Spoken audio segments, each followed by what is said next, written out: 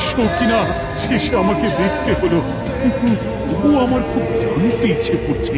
বাচ্চারা ঘুড়ি ভর্তি মোহর অলংকার সব ছড়াতে ছড়াতে যাচ্ছে কেন, আর গোপালের হাত দুটোই বা হাট থেকে বেরিয়ে দুদিকে ঝুলছে কেন? মহারাজ, আর একটা ব্যাপার কি আপনি লক্ষ্য করেছেন? কি বলতো? গোপালের দেহ কারা কাঁধে করে নিয়ে যাচ্ছে? হ্যাঁ হ্যাঁ, ওই তো মন্ত্রী, সেনাপতি, জ্যোতিষী আর পণ্ডিত। আসলে গোপালের এই শেষ যাত্রা আমাদের কিছু শিক্ষা দিয়ে যাচ্ছে মহারাজ। এই যে দেখুন, যারা গোপালকে সহ্য করতে পারত না, এখন এখন তাদেরই কাঁধে গোপাল যাচ্ছে। তার মানে শেষ পর্যন্ত কেউই কারোর শত্রু থাকে না, সবাই মান অভিমান ভুলে কাঁধে কাঁধ মিলিয়ে পার করে দেয়।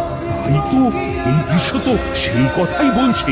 আর ওই যে মোহর আর অলংকার ছড়িয়ে যাচ্ছে, সেটাও বুঝিয়ে দেয় যে এই অর্থ, সমৃদ্ধি সবই ফেলে একসময় চলে যেতে হবে। কি ভীষণ সত্যি। তো খালি হাতও বুঝিয়ে দিচ্ছে, খালি হাতেই আমরা সংসারে এসেছিলাম, আর খালি হাতেই আমাদের যেতে হবে।